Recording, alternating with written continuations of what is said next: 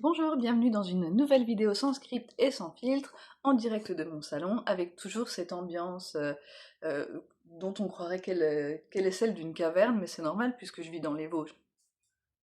Bref, aujourd'hui d'ailleurs en parlant de caverne, je vais vous parler d'une bande dessinée qui est devenue un classique de la bande dessinée franco-belge, c'est-à-dire la bande dessinée Les Trois Soleils de Vinéa de Roger Leloup, qui fait partie des aventures de Yoko Tsuno. Donc je n'ai pas cette bande dessinée chez moi de façon isolée, je l'ai seulement dans cette édition-là. Donc dans cette édition, que je remercie vraiment les éditions Dupuis d'avoir sorti, parce qu'au kilo, ça revient moins cher. Suivez-moi pour d'autres astuces pour économiser. Bref, alors je vais commencer par vous parler un petit peu de Roger Leloup, parce qu'il le mérite bien. Ensuite, je vous expliquerai le contexte de cette bande dessinée. Et ensuite, je vous expliquerai pourquoi je pense que c'est une lecture fort recommandable, ma foi. Donc Roger Leloup, c'est un monsieur qui est né en 1933 en Belgique. Bonjour à nos amis belges. euh, et dont la carrière se continue encore aujourd'hui, ce qui n'est pas un exemple à suivre. Donc si jamais des politiques regardent un jour cette vidéo, non, non. Laissez tomber, c'est seulement pour les dessinateurs de bande dessinée, ça, hein. Pour les gens qui travaillent à l'usine, on travaille pas jusqu'à 93 ans. Vous êtes gentils. Euh, donc ce monsieur, il a commencé sa carrière comme assistant de Jacques Martin. Donc Jacques Martin, cela ne vous dit peut-être plus rien, et peut-être que vous avez cru que c'était le monsieur de l'école des fans. Non, c'est pas lui. C'est l'auteur de la bande dessinée Alix, qui est peut-être un petit peu tombé en désuétude de nos jours quand on était enfant. Pour ceux qui sont de la même génération que moi, on l'a trouvé facilement dans les bibliothèques des écoles parce que c'était très éducatif. Ensuite, il a travaillé, comme toutes les personnes qui connaissent Roger Leloup le savent, il a travaillé comme assistant pour Hergé. Donc tout le monde connaît le fait qu'il ait dessiné le jet de Carédas dans Vol 747 pour Sydney. Mais en fait, assez rapidement, Leloup était celui qui dessinait tout ce qui était un petit peu technique. Notamment, par exemple, le fauteuil roulant du capitaine Haddock dans Les bijoux de la Castafiore. Euh, Ensuite, il a travaillé un petit moment pour Peyo, et ensuite, il s'est lancé tout seul pour créer son personnage de Yoko Tsuno. Donc Yoko Tsuno, au départ, était un personnage secondaire. Donc, pour ceux qui ne connaissent pas, elle apparaît dans la première aventure qui est sortie dans la première aventure, dans un premier volume. Elle apparaît en tant que faisant partie d'un trio avec deux hommes, Vic et Paul. C'est une jeune femme qui vient du Japon pour travailler en Europe parce qu'elle est électronicienne. Et elle se fait donc embaucher par Vic et Paul pour travailler pour la télévision en tant qu'ingénieur à ce moment-là. Bon, euh, il a été bien sûr dit à Roger Leloup que c'était très risqué de mettre une femme comme ça en tant qu'héroïne principale. Sauf que déjà lui, il ne l'avait pas fait exprès. Au début, elle était là comme faire valoir et pour apporter un peu de charme. Mais finalement, il s'est rendu compte que c'était le personnage le plus intéressant et il s'est focalisé sur elle. Donc il l'avait pas fait exprès, et puis bon, voilà, les grincheux ont eu tort, puisque finalement, il a quand même eu beaucoup de succès. Euh, pour la petite histoire, c'est intéressant de savoir que c'est d'ailleurs une des bandes dessinées occidentales qui a le plus de succès au Japon. Alors je ne sais pas si c'est encore le cas maintenant, mais en tout cas, dès les années 80, ça a été traduit au Japon, et il y avait même eu en projet une version en animé, mais malheureusement, ou heureusement, je ne saurais pas dire, ça ne s'est pas fait. Donc, voilà, c'est un petit détail un peu amusant, mais la bande dessinée est traduite dans plusieurs pays asiatiques, voilà, ce qui n'est vraiment pas forcément le cas de la majorité de nos bandes dessinées franco-belges. Donc voilà ce que je peux vous dire pour vous présenter un peu Roger Leloup. Donc le Yoko Tsuno, donc cette dame qui est donc électronicienne, elle vit des aventures dans globalement euh, trois catégories de situations. Donc celle où elle se trouve avec les Vinéens, ça relève de la science-fiction. Je vais vous parler juste après de cet aspect-là en particulier. Celle où tout se déroule dans notre univers tout banal et normal, en Allemagne, en Belgique, même en France des fois, vous vous rendez compte, et celle où elle voyage dans le temps. Mais ces deux dernières-là, on va pas en parler parce que d'abord, à l'époque des Trois Soleils de Vinéa, le voyage dans le temps n'est pas du tout envisagé, hein. Ça arrivera un petit peu plus tard dans l'album La Spirale du Temps. Donc, qu'est-ce que c'est que cette histoire de Vinéa? Donc, en fait, dans le premier album, les trois compères, donc Vic, Paul et Yoko, partent pour faire un documentaire pour la télévision à propos d'une grotte. D'une grotte. Bon. Ils y vont, et ils partent en faisant de la spéléologie, évidemment. Non, non, non, ils y vont parce que leur maman habite là, parce qu'ils sont vosgiens. Non, ils partent en faisant de la spéléologie dans une grotte. Ne me laissez pas dans les commentaires le fait que je suis un peu niaise, des fois, je le sais. Bref. Et à un moment donné, ils vont faire de la plongée, et c'est là qu'ils se retrouvent en fait euh, aspirés par un tourbillon, et ils se retrouvent dans un univers complètement insolite, puisque en fait ils ont abouti dans une ville souterraine qui est habitée par des extraterrestres, les Vinéens, des êtres qui vivent dans une société de très haute technologie et qui ont pour caractéristique d'avoir la peau bleue. Alors, là, je vous l'explique tout de suite parce que sinon, fun fact, le nom de Vinéa, donc leur planète d'origine, et le fait qu'ils aient la peau bleue, ben, ça vient de la crème Nivea. Roger Leloup explique que lorsqu'il était enfant, ses parents tenaient un salon de coiffure dans lequel il y avait une publicité pour cette crème. Donc il y avait une jeune fille dont la peau avait été décolorée par le soleil, elle apparaissait bleu pâle en fait. Donc lui, il a utilisé ce souvenir d'enfance il a inversé les lettres de Nivea pour en faire Vinéa, et il a donc gardé les personnages avec la peau bleue. Bref, donc nos terriens arrivent là au milieu, et en fait, rapidement, ils se rendent compte que les Vinéens ce sont des gens qui ont dû fuir leur planète à cause d'une catastrophe cosmique. Leur planète tournait autour de deux soleils, lesquels se rapprochaient exagérément, créant des catastrophes sur la planète. Donc, ils ont décidé d'affréter des vaisseaux et de partir il y a 2,5 millions d'années. En fait, ils ont réussi, vous allez me dire, ça fait un peu vieux, c'est parce qu'en fait, ils ont mis au point une technique d'hibernation artificielle qui leur permet de supporter, d'avoir fait ce voyage pendant des centaines de milliers d'années, d'être arrivé sur Terre. Une grande partie de la civilisation, de la société vinéenne, vit encore sous terre, en léthargie magnétique d'ailleurs. C'est-à-dire que beaucoup n'ont jamais été réveillés depuis le départ de leur planète. Pourquoi? Parce que en fait, ils attendent le moment où soit ils pourront vivre à la surface de la Terre, soit ils pourront retourner sur leur planète. Bref, mais bon, ça ne se passe pas vraiment comme prévu pour ces chers Vinéens, parce qu'en fait, ils vivent sous la coupe, sans s'en rendre compte, d'une intelligence artificielle. Qu'est-ce qu'ils sont bêtes, c'est pas à nous que ça arriverait, hein. Et en fait, eh bien, rien de tel que trois primitifs pour aller casser leurs jouets. Donc Jokovic et Paul arrivent là au milieu, et en fait les libèrent de, de cette intelligence artificielle, redonne à leur société la liberté. Voilà. Donc ça, c'est le premier tome dont je vous ai déjà assez parlé. Ensuite, le deuxième tome qui se passe avec ces Vinéens se passe toujours sous la Terre. Il s'intitule La Forge de Vulcain. Euh, et je ne vais pas vous en parler parce que c'est absolument non nécessaire pour comprendre l'histoire des Trois Soleils de Vinéa. Alors pourquoi je vous parle des Trois Soleils de Vinéa? En particulier, ce choix peut paraître illogique, et il l'est. C'est un choix qui est complètement subjectif, lié au fait que ça a été ma rencontre avec la bande dessinée, en fait, quand, quand j'étais au CE1, pour tout vous dire.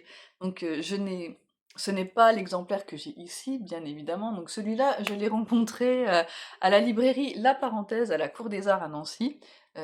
c'est un endroit très recommandable. Et tant que vous y êtes, passez chez Atout Manga, vous serez accueillis princièrement et conseillés royalement. Et c'est pas eux qui m'ont dit de dire ça. Attention, je voulais juste faire comme si je faisais une, vous savez, une sponsor. Mon Dieu. Non, mais en vrai, ce sont de très bons endroits que j'honore régulièrement de ma fréquentation. Bref, mais voilà, le premier, le premier exemplaire que j'ai eu, que je n'ai plus chez moi, malheureusement, il a disparu dans la spirale du temps, lui aussi. C'était un ami de mes parents qui me l'avait offert en constatant qu'à l'âge de 7 ans, j'avais déjà une carrière de lectrice chevronnée derrière moi et que, selon lui, on pourrait faire quelque chose de moi si les petits cochons ne me mangeaient pas. Expression qui m'avait passablement effrayée. Et donc, ce monsieur avait décidé de m'offrir ce bouquin-là, Les Trois Soleils de Vinéa. Je pense que son choix avait été dicté par le fait que j'étais une fille. Mais en fait, vraiment, il avait vraiment très bien fait. Merci Christian, si tu es toujours du monde. J'espère que oui, et si tu me vois. Euh, Bref, c'est une lecture qui est toujours extrêmement recommandable pour des enfants. Pourquoi? Parce que bon, alors moi, ça m'a vraiment ouvert le monde de la science-fiction. Parce que jusque-là, ben, à l'âge de 7 ans, j'avais lu quelques Astérix, j'avais lu des livres pour les enfants, mais je n'avais aucune idée du fait qu'on pouvait raconter des histoires de cette sorte. Des histoires avec des extraterrestres, des histoires qui se passaient dans l'espace, des histoires avec une solide, comment dire, des solides connaissances scientifiques. Moi, ça m'a émerveillée, mais vraiment. Et je pense que si vous avez un enfant qui est curieux, euh, c'est vraiment une série de bandes dessinées que vous pouvez lui offrir. Euh, c'est- ça sera un très beau cadeau pour lui. D'ailleurs, ma fille les a lus dès qu'elle a eu 5 ans, parce qu'elle savait lire à l'âge de 4 ans, elle. On se demande de qui elle tient. Et voilà, ça lui a beaucoup plu et elle les relit avec plaisir maintenant. Ce sont des bandes dessinées que vous pouvez lire en étant enfant. Vous ne comprendrez pas tout, évidemment, mais vous pouvez les relire tout au long de votre vie. Ça reste toujours extrêmement agréable. Donc, qu'est-ce qui se passe dans ce tome numéro 6 donc de Yoko Tsuno, Les Trois Soleils de Vinéam? Nous avons nos Vinéens qui ont trouvé le moyen de rentrer chez eux. Le personnage principal parmi les Vinéens, c'est une femme qui s'appelle Kani. Elle leur donne rendez-vous sur Terre à nos trois protagonistes, et depuis là, elle les emmène à côté de Saturne. Donc les Vinéens, eux, ont une avance technologique sur nous qui est absolument au-delà de l'imagination, parce que le voyage jusqu'à Saturne ne dure que 22 heures. Donc moi je pense que en 22 heures, je pourrais arriver jusqu'à Épinal si j'y vais à pied. Je vais pas essayer aujourd'hui parce qu'il fait pas beau. Donc eux, ils arrivent jusqu'à Saturne. Bon. Et en fait, de là, ils partent pour la galaxie M33, qui est la galaxie d'origine de leur planète, parce que ils ont décidé de retourner sur leur planète d'origine. Donc ils envoient en fait une équipe d'exploration composée de 6 Vinéens et de nos 3 Terriens qui sont là en tant que en fait experts de la vie à la surface d'une planète. Parce que les Vinéens, eux, ça fait des centaines de milliers d'années qu'ils vivent sous le sol. Donc du coup, ils ne savent plus comment il faut s'y prendre. Voilà en fait le pitch. Alors moi, quand j'étais enfant, mais vraiment, euh, je ne vais pas vous raconter plus avant que ça l'histoire. Ils arrivent sur Vinéa, ils découvrent la planète, et puis ben, une intrigue s'ensuit.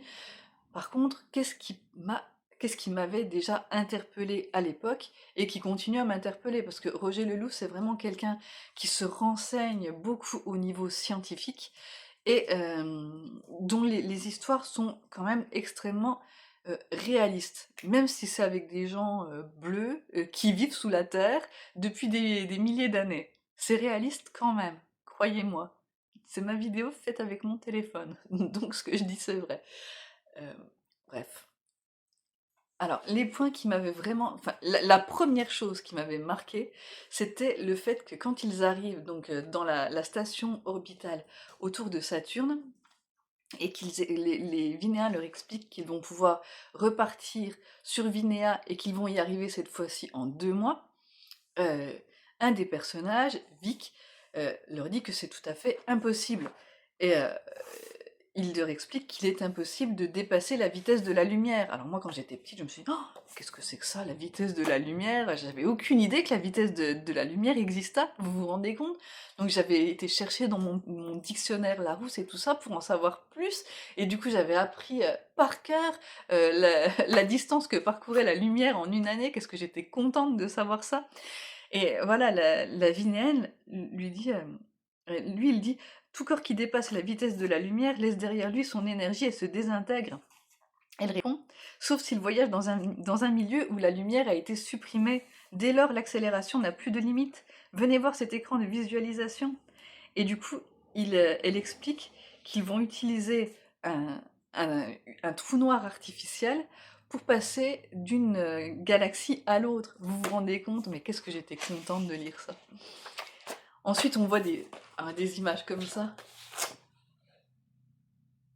Donc, où il voyage dans l'espace, il quitte notre galaxie pour rejoindre la galaxie M33. Mais je me suis dit, oh, mais qu'est-ce que c'est la galaxie M33? Est-ce que ça existe? Je me suis dépêchée d'aller emprunter un tome de l'encyclopédie sur l'astronomie. Je l'ai lu intégralement. Mais en fait, c'est assez bien. Mais faites ça avec vos enfants, hein, vous allez voir. Enfin, je trouve que ça ouvre vraiment des. Et du coup, j'ai appris que non seulement la galaxie M33 existait, mais que le M, ça désignait des corps astro à cause de l'astronome Charles Messier. Vous vous rendez compte? Et qu'il existait un autre catalogue, c'était NGC, avec des numéros à cause de New General Catalogue. Qu'est-ce que j'étais contente de savoir ça. Mais vraiment, enfin moi ça m'avait réveillé enfin éveillé plutôt, parce que réveillé à l'âge de 7 ans, bon, éveillé un enthousiasme pour la science, mais que vous ne pouvez pas imaginer, qui n'a jamais apporté grand-chose, puisque ben, malheureusement je me suis révélée être assez mauvaise en mathématiques assez rapidement, ce qui fait que je n'ai jamais fait de carrière en sciences. Mais en fait, moi ça m'a vraiment fait rêver, quoi. Ensuite, ils arrivent sur Vinéa. Alors là, c'est pas fini. On se rend compte que les Vinéens avaient été capables de créer un satellite qui pouvait servir de soleil artificiel. Vous vous rendez compte? Ensuite, sur Vinéa, bon, alors toute la planète a été. Je ne vous parle toujours pas de l'histoire, hein. Là, l'histoire, vous vous débrouillez, mais je vous donne des éléments du contexte. La planète, en fait, a été victime d'un cataclysme, mais moins grave que ce qu'ils pensaient, parce qu'ils pensaient que leur soleil allait se rentrer dedans et que la planète allait désintégrer. Point du tout. Ils ont réussi en fait à retrouver un nouvel équilibre et la planète a simplement été éjectée un peu plus loin dans l'espace, mais ils se rendent compte en allant la visiter qu'elle orbite autour des soleils en leur présentant toujours la même face.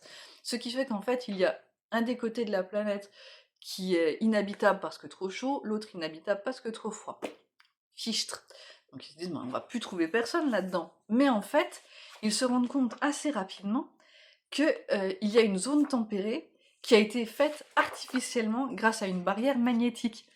Donc il y a un contrôle du climat. Moi, ça m'avait vraiment fasciné. Ensuite, ils arrivent à trouver une ville avec des gens qui habitent, et en fait, ces gens utilisent des cerfs-volants pour récupérer l'énergie du vent. Alors, entre autres, hein, ils ont aussi bien sûr, là, ils ont des grandes turbines qui récupèrent l'énergie du vent, et en fait, ces gens-là, euh, comment dire, utilisent des énergies renouvelables. Et vous vous rendez compte, le livre est sorti en 1976, et là, il avait imaginé donc des gens, leur civilisation se reconstruit, si on veut, et ils utilisent, au lieu d'utiliser du nucléaire ou que sais-je, ils utilisent des énergies renouvelables pour leur vie courante.